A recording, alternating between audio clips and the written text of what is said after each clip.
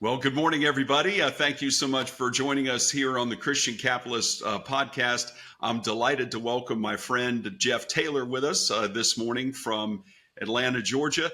Jeff and I have known each other a long time, and I'm so excited that he's here today to share his wisdom with us about hard work and generous giving to the poor and needy in the name of Jesus. Good morning, Jeff. Good morning. How are you, Rich? I'm doing great, thank you, and thank you again for joining us. You're going to be episode number 2 on our podcast, and so I'm thrilled. I know I'm thrilled that you're here with us for the launch and to get a chance to get us kickstarted on some really important issues. Jeff, for starters, though, I wanted to just ask you to give us a little bit of background and how you work in business in both healthcare and in accounting. Wonderful. Well, I started my career at Deloitte and Touche and worked there for about 3 years. I thought it'd be good to get that under my belt. And then after that, for the next 10 years, I worked in manufacturing as a controller. Oh, wow. And of course, simultaneous to all this, I've been doing a lot of tax work and accounting work for a number of different small businesses and individuals.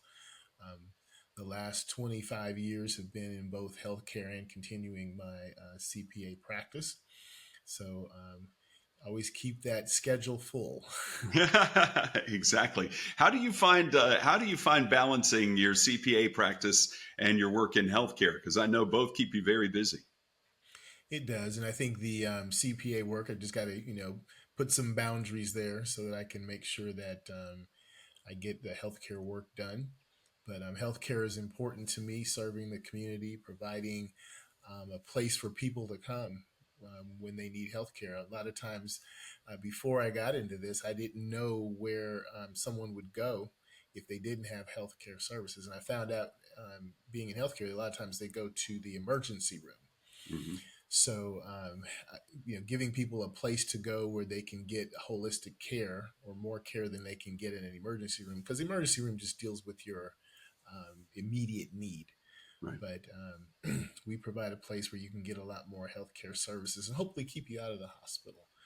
But the secret has just been putting boundaries on the CPA work that I do. Jeff, I appreciate that having served as a pastor and a lawyer for about the last 10, 12 years, I totally get that. Yep. Um, Let me ask you this, because I had forgotten about the manufacturing experience that you had in these various industries of accounting, manufacturing, and healthcare. How do you experience your faith as part of your work? You know, one of the concepts of the Christian capitalist is that when we're working, we're glorifying God. How have you found that in these industries that really have such kind of diverse characteristics? Well, fortunately, I've been able to be in leadership type positions in all different industries, and I think it's just important to set the right example. You see people walk around the office cussing and upset and mad and never smiling, and those are things that I've intentionally decided not to do because I don't think that it represents Christ. From my perspective and my background and my upbringing. So just trying to be someone who is kind, who is helpful to other people. And it's an interesting balance when you're supervising people too, because there are Yeah. things that you always have to deal with, but always doing it in the right way and the dignified way, and speaking to everyone the same way, whether there's someone who is above you or below you. I think Hmm. those are all principles. And then when the opportunity comes up, share my faith. When someone, is upset about something or down and they don't see any way out of it, and I can kind of share what my experience has been as a Christian and how, even though we all get down a little bit, knowing Christ and having Him in my life has made a difference in keeping me more upbeat than I am downbeat, Right on. downbeaten. Right on. And what a terrific way to, as an example, to shine the light of Christ to others through your work. You know, Jeff, I was given the opportunity to be a guest on a couple of podcasts earlier this month. This, by the way, everybody's being recorded in late September of 2024. And both of the hosts that I spoke with have a real focus on business and ministry and bringing faith into the workplace. What kind of challenges have you had with that? Whether it's someone who says, you know, I don't want to talk about faith, or an environment where it wasn't comfortable. Have you had any kind of obstacles like that? No, not at all. Good. I don't, I probably could be a little bit more vocal about my Christian faith, but, I want to make sure that I have the right balance in the workplace because some people will be, perhaps offended by it, and Yeah. others will find it very helpful. So no real struggles there at all. Just Good. judiciously asking the Holy Spirit to give me the words to say at the right place and the right time, I think makes all the difference in the world. Something I pray for every day.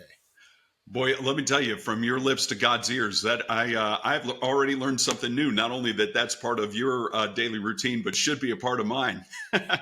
Given all the conversations that I have on a given day, that is wise. Well, let me ask Well, you a Rich, question. I think God is interested in our spiritual lives, obviously, but He's also interested in our secular lives. So, Yeah, yeah. Well, and the part of the theme that I keep hearing about, both on these podcasts and just out in the world of the greater church with a C, is that the number of Christians in America are declining. At least they're reported to say, "Hey, I attend church on a regular basis." Doesn't mean Christ is going anywhere. It means that we talk about him in a different setting than just showing up at the pew on a Sunday morning.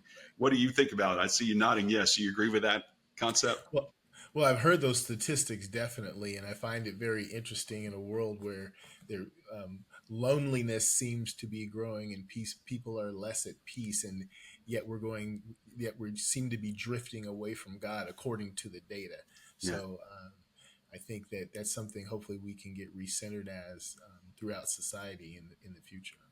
You know, it's interesting you mentioned loneliness. Our guest, first guest, Dan Kearns, mentioned that in particular. He had a lot of opportunity when he was stationed in the Philippines in the Air Force to visit with Mother Teresa and learn lessons from her.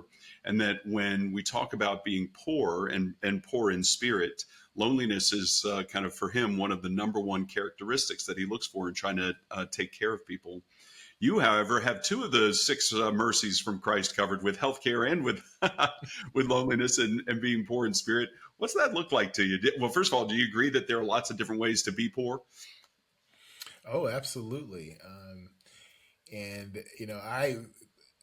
I view being poor through the lens of not having Christ in your life, Mm, as opposed to money, because money is something that I remind myself every day that the material things that I have, it's not going to last forever. And so, being rich here on this earth is different to the richness throughout when you compare it to the size of the universe and what God has made and what God has created. And so, yeah, I think poor is not having Christ, or maybe even, or not believing yeah. is even tougher. So, it's my desire for people to have. As I get older, it's my desire more and more to see people have Christ in their life. Well, what a great transition to talk about your work in accounting. On a well, first of all, we have a lot of different age ranges that listen to the podcast and that follow us along social media. Can you explain just generally what a CPA is and what an accountant does for those who may not have Yeah. had that experience yet? Yeah, so CPA means certified public accountant. So, I got a degree in accounting and then took an exam for licensure. And then also, you have to have a certain amount of accounting experience to become licensed as a CPA. And a CPA, sometimes people think that as a CPA, you have a very broad knowledge of finance and accounting, and really it's more restricted to accounting. I feel like I'm a historian when it comes to finances. When it comes to preparing a tax return, we're always looking at the previous year. When you're preparing financial statements, you're looking at the previous month. So, and then you have to be able to take those financial statements and take those tax returns and be able to explain it to people in everyday language. There's some language that I'm sure that I use very casually that other people perhaps don't understand. Mm-hmm. So, preparing tax returns, preparing financial statements, maybe a little bit of financial planning goes in that too. Also, helping people resolve their tax issues. So, if Mm-hmm. they owe the IRS money, figuring out a way to help them either set up a good payment plan or even reduce what they owe. A lot of misconceptions about that. You hear on the radio, well, I shouldn't say any names, but you hear on the radio lots of advertisement for tax resolution. Right. And as I've done more and more of it, I see that there's some big time lack of ethics in tax resolution. Mm. So and that's kind of what a CPA does. When I talk about preparing financial statements, you give a picture of the business represented in numbers. And Hmm. so you have something called a balance sheet and an income statement to kind of describe where you are as a business. Do you mainly work with businesses or individuals? Probably 50-50. Okay. Yeah. So let's take each in turn then, because these are both important concepts for the Christian capitalist. One of our goals is to help people to kind of understand a philosophy or a theology of hard work and generous giving to the poor and needy in the name of Jesus Christ. So let's start off with that general concept. When you take a look at somebody's business over the course of a year, as you're preparing their financial statements and maybe working with their tax preparation. What kind of kind of vision do you have? What kind of view do you have over the course of the company's year that lets you know, okay, these people are working hard or maybe not working hard? And do you use that as an opportunity to talk with them about that? Well, usually the conversation is more steered toward, okay, what can we do to expand the business and to grow the business? A lot of times I Good. get people coming to me who are saying, hey, my business is just not doing well. What can I do differently? Hmm. And so, but one of the things you do notice is people who are businesses who are more oriented in the details versus others. And sometimes that can tell you whether they're working hard or not. But the interesting thing is that being in the details is, even though you may be working harder, it may not be something that's growing your business. So Yeah. running a business is extremely tricky, and you've got to always be focused on. And this is something I always tell them: focus on growing the business, because in any business you're going to gain customers and you're going to lose customers.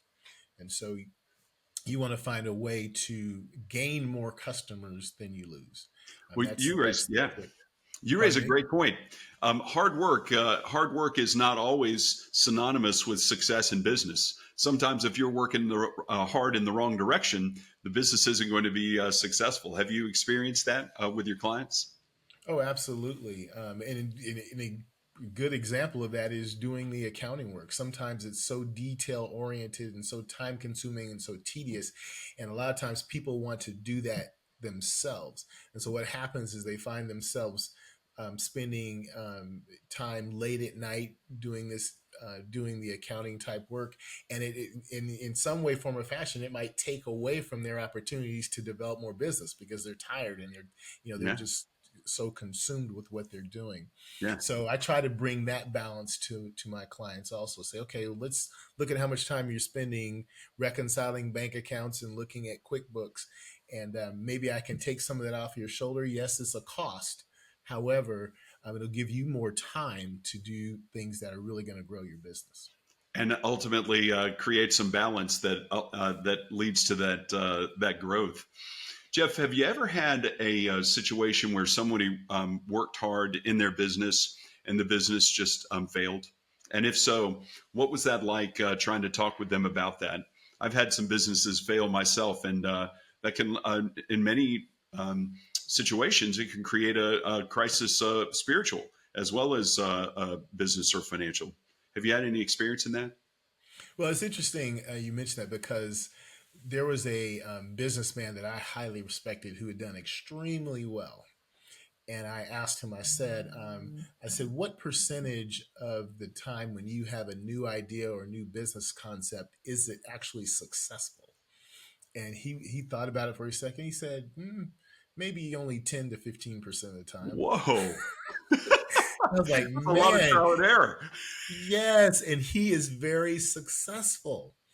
So, you know, it's not unusual to fail in business. It's not unusual to, because it's always something, whether it's competition, whether it's marketing, whether it's financing, and so we've got to I help my clients look at all those different areas to see if they're up to par in each and every one of them, because and it's just so much that you can't control either. So yeah, I've had those conversations with my clients, and hopefully my goal is to help them to be able to think a different way, because they know their industry. I'm very broad perhaps, but they know their industry, and so perhaps helping them think a little bit differently about what it's going to take to make their business successful. Interesting. I once had this is earlier this year, had a friend of mine who was talking with me about this very subject. And he was so disappointed because he had a business that he ran for several years and ultimately that failed. But he started that business after prayerful consideration, just like we hear from St. Paul, just like we hear in the book of James. Pray for guidance so that God will point you in the right direction when it comes to your business affairs. And he was so just crestfallen because that business has failed. But when we talked through the issue, he ultimately said, "Well, you know what? I think I just got it wrong in my prayerful reflection at the outset. Now I'm in a different business and it's going very well, but I still never gave up on God in that process." Have you ever had a chance to talk with anybody about whether it's the spirituality of starting a business or dealing with the failure of a business, and put it in those terms? Well, Rich, my guiding principle is I want to be where God wants me to be. And sometimes I may choose a path that I feel like I'm being very prayerful about and doing all the right things. And, maybe perhaps I miss something along my Christian journey. And, and not, and failing is not always failure. I think sometimes when you fail, you learn from that. That's my thing in life. If I make a mistake, if I mess up, I'm going to learn from that mistake and move forward. So I think that that what we want is we want God to do His will in our life, not only spiritually but also in our business relationships and the things we do in the business arena. Absolutely. A wise man, our 22-year-old son, who's a pitcher, a baseball pitcher in the minor leagues, likes to say, "Failure's an opportunity," and that's true as long as you're, prayerfully considering what went wrong. Unfortunately, when you're a pitcher, you get a pretty frequent opportunity to do that when you get a home run. When Exactly. you give up one that you're watching sail out of the park, that's an opportunity to reassess what just happened. Well, so Absolutely. Jeff, when it comes to business, let me ask you how you see, because this is kind of our transition over to the personal accounting side that you deal with so frequently. How do you see businesses express their faith, if at all, in their operations? Part of the Christian capitalist discussion is we want to run our businesses in a way that's glorifying God. Do businesses or can businesses operate in that manner? There are some well-known ones out there that kind of show their faith on their sleeve in their day-to-day operations. But for a typical business like you work with, do you see that, or is it more the business owner expresses their faith, personally in another setting?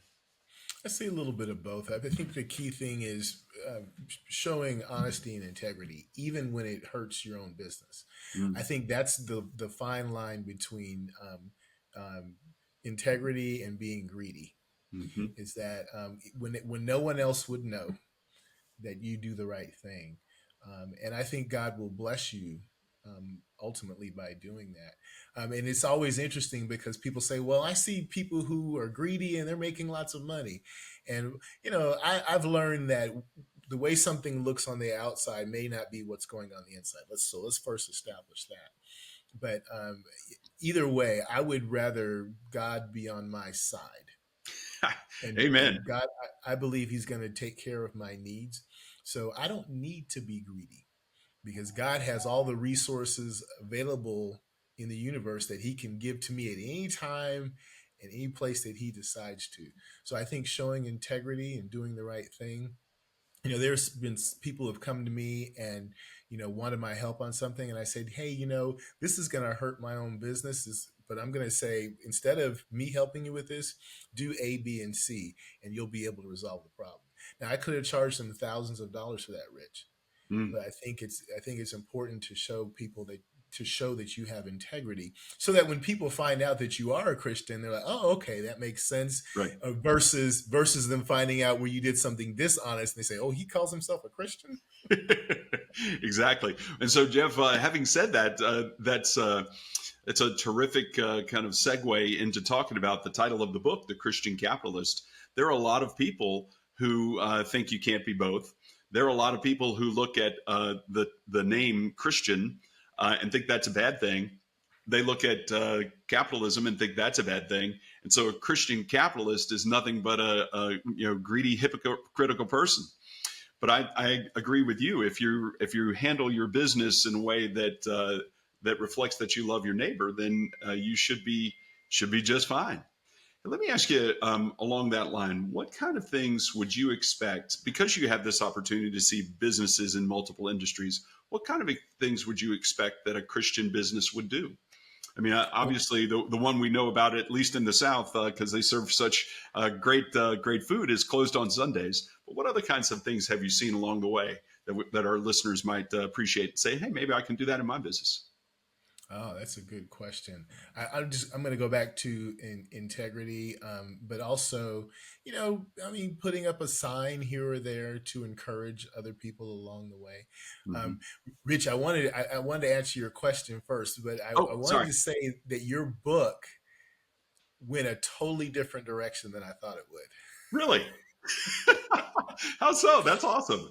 And you can edit this out if you want to, but um, so I was looking. I think I two things. I was looking for. Or I thought I was going to get um, something more political and more perhaps conservative. You know, when I say conservative, I mean conservative within the realm of politics. Hmm. Um, but the other thing that I didn't expect was so much emphasis on giving, Mm. and I think you have nailed it, man. All right. Um, I'm glad I to mean, hear that. Thank you. yeah, that. Oh my goodness! Whenever I am able to help someone, I mean, it's one of the best feelings in the world, Rich. Hmm.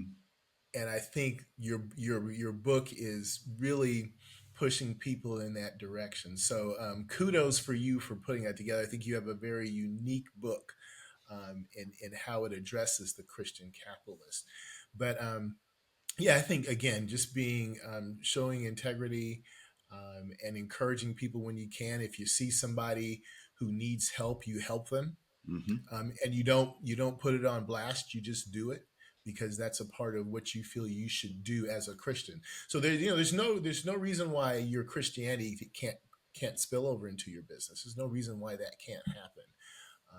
And I think sometimes, particularly in our world today, we have to find subtle ways to do it, perhaps as opposed to being, Right. speaking through a bullhorn. But there are Right. so many ways, and that's one of the things, Rich, that I pray for each day, that the Lord will just give me an opportunity to help someone. And of course, here in Atlanta, those opportunities exist all the time. Absolutely. It's so funny you say that, Jeff, because you're in Atlanta. Some of those references that I made in the book, in particular about encountering people out on the street, out in a park, goodness, people these days, I mean, just 2023, 2024, walking down the middle of the road, really putting themselves in a position of danger to ask for money from people who are driving cars. It has really gotten to a point where, at least in Atlanta, there are some folks that are just so destitute that they're kind of that desperate, and I view those as opportunities to give as well. Let me kind of turn the page then to talk about individual accounting observations that you might have. What There's a lot of conversation out in the world of the church about tithing. What do you think about tithing as a sign of Christianity? And in particular, recognizing that the motto of the Christian capitalist is the more we make, the more we give. I'll bet you have had the chance to see a lot of different ways that people interpret that. Right, right. So I believe that when we tithe, that we are showing our trust ultimately in God. Mm, And I try to do the tithing and then plus some. And the reason I do that is because the way our church denomination is structured. mhm. Um, so I think it's important to, and I call it returning to God what He's giving us. I don't Yeah. say I pay my tithe. I say I'm returning it because everything that I have belongs to Him. And I believe in Malachi 3 8 through 11, ends up saying Mhm. God will pour you out a blessing that there will not be room enough to receive it. Sometimes I think that that is misconstrued as I'm going to win the lottery, right? Right. I'm going to get this huge financial windfall. But I believe that's God keeping us in good health. I believe that that's God, keeping that repair off into the future until I get my tax refund and have the money to pay for it, Right. pay for that car repair. I believe that that is God helping my family stay together and have good relationships. I mean, me and my wife and my sons and their spouses have a great relationship. And if those relationships aren't good, it can just ruin your whole world. It can take away your peace and happiness. Yeah. So pour you out the windows of blessings, where you won't have room enough to receive it, I think is more than just money. And I also believe that God first introduced tithing to the Israelites, and that was something that was a big part of what they did every day. Mhm. And I believe that it's so important to show our faith in God, because I believe that I'll get more from the 90% than I will get from the 100%. If I give Wow. 10% tithe, I'm going to Yeah. get, God is going to bless me and stretch that 90% much further than 100% could ever go. That takes a step of faith. That's something, Rich, that I've been doing my whole life, but I was taught to do that. So I've never known not to return at least 10% and then some. But for those who haven't tried it, I'm here to tell you that returning tithe will end up being a blessing from God for you. I love that. I love that so much. And then the flip side of the coin, as you're talking about how the people of Israel were taught to tithe, starting with Moses and and then throughout the Torah, there this setting of the widow's mite, where Jesus and his apostles are in the synagogue, and there's this parade of people in robes who are all contributing to the sanctuary, like just like you mentioned, they've been taught this way their entire lives to go give to the synagogue. But when the widow shows up with two coins that together aren't even worth a penny, Jesus looks at probably Peter sitting next to him and said, "Do you see that? She gave more than everybody else because that was all she had." So, what do you think about that? Given that I imagine you have clients that are both have financial wealth and those that may not have as much. How does giving vary, and do you have that same experience from the widow's mite that Jesus taught his apostles and followers? Mostly what I see when I see with my clients is that they're giving based on their budget. So if their budget will allow them to give 10%, they'll give 10%. If the budget only allows them to give 2%, then that's all they give. Yeah. And I think one of the things that Jesus was pointing out in that example of the widow's mite is the intent. The Pharisees and the Sadducees were giving to show off. I can imagine them just dropping their money into the offering plate, um, Right. and perhaps it was only a small portion of what their wealth actually was, but that's not the point. More so than that was their intent to be show offs, to be showy, I think. Hmm. And the widow, she gave all that she had. She dropped it in, just kept going very quickly. And so now we're talking about, okay, what does God do with our money? And I can just imagine that God somehow did more with the widow's mite, Yeah. than she did with all the other offerings that were given that day. Now I don't have any proof of that, Rich, but I think that's how God works. And again, it's establishing, that's a part of, I believe, giving is a part of establishing that relationship with God. And when you talk to, so many times, Rich, and this is such a sensitive topic, but so many times I see people who are struggling, and I just want to say, okay, let's figure out a way how you can give that 10%. Let's do that first. As I was growing up, when I got my paycheck, my parents would say the first thing you do, back then we wrote lots of checks. The first thing you do is to write a check to the church. Wow. Now the first thing that I do is go online, because that's how we do Right. giving now. We do it Right. online.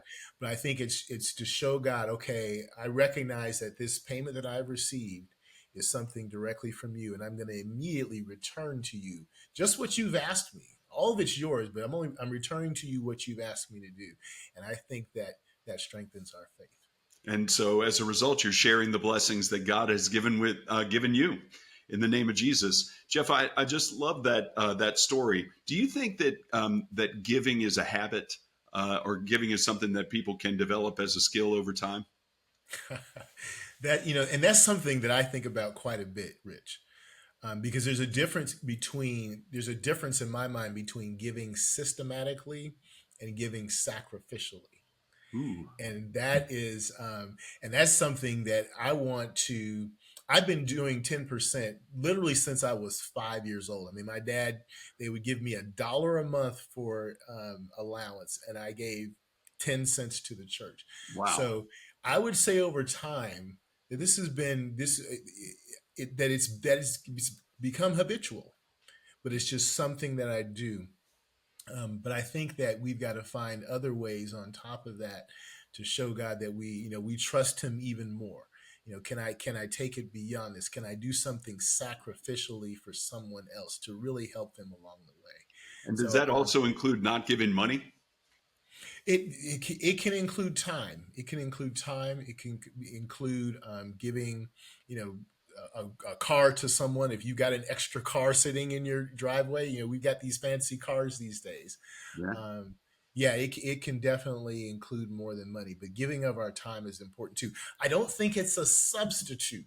I don't think should be used as a substitute for the monetary gift, because when it all boils down, when it all gets down to the smallest thing, it's when we talk about paying our rent, paying our car note, paying for groceries and all these things that we have to buy, the ultimate in sacrifice is giving back to God. But it can be more than just giving money. Jeff, as we're talking about giving systematically versus sacrificially, I can't help but think of John Wesley, the founder of the Methodist Church, who, 250 years ago, in his sermon number 50, tried to summarize this for his congregation in his time back in England. And he said, and I believe this is a great way for a Christian capitalist to think about in America in 2024, that the best way to handle your money is to earn all you can, then to save all you can and be a good steward to take care of your family and yourself, but then to give all you can. What do you think about that? Because the notion of saving all you can and giving all you can initially appears to be contradictory. What do you think about that? Well, I think the earning all you can is, of course, a lot of people will initially look at that as greed, Mhm. but I think that when you're earning, you're working. And I think there are people out there who are greedy, but for the most part, when we're earning, we're working, and that's in some way, form, or fashion that's helping others, whether it be um, providing jobs or whether it be providing a service that makes someone else's life a little bit easier. So I think that the earn all you can is good. Save all you can and give all you can. I actually think, Rich, there's some benefits to both that are helpful to our fellow man.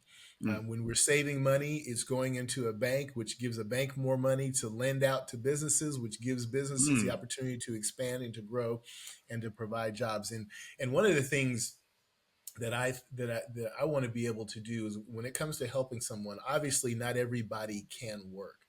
But I think that the biggest thing that I can give someone after we've met their immediate need is to help them find work so they Mm. can reap the rewards and the benefits of working.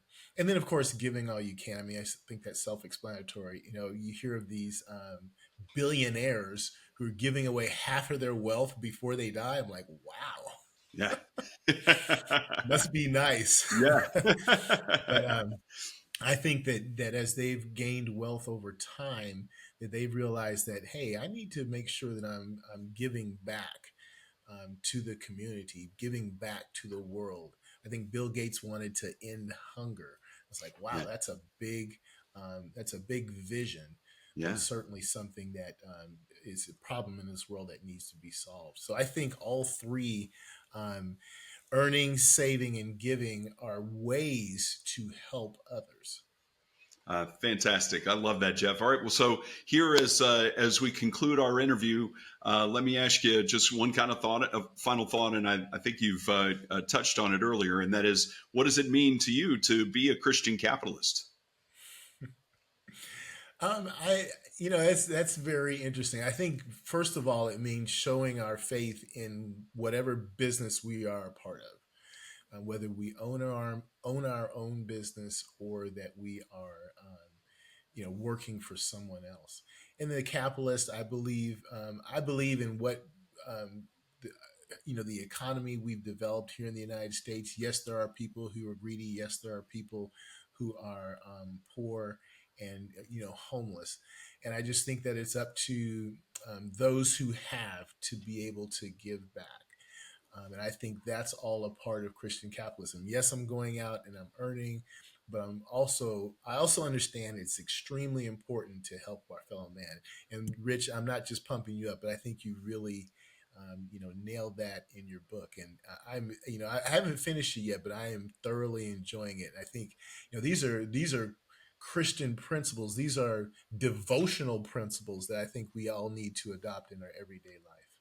Well, thank you for your kind words, my friend. And thank you so much for joining us today and giving us some wisdom from your role as an accountant and as a CEO of a healthcare center. We greatly appreciate your time. And last thing, would you like to give a promotional for the accounting firm? Let us know if people are interested in reaching out to you, how they can get a hold of you. Sure, sure. Again, my name is Jeff Taylor, and I'm a certified public accountant. And what I do is I help small businesses with their accounting needs on a monthly basis. Also, file tax returns, tax preparation. So that my busy time is January through April, and also, what's really important. I have a lot of people, and know a lot of people who owe the IRS a lot of money, Mm. and so if you're looking for some relief there. I will help you find the best possible route with the IRS to get your tax situation resolved. Awesome. And we'll have information on how to get in touch with Jeff in our show notes. Jeff, thank you again for your time and participation today. We really enjoyed having you as a guest on the podcast. God bless you. We'll look forward to seeing you again soon. All right. Thank you, Rich.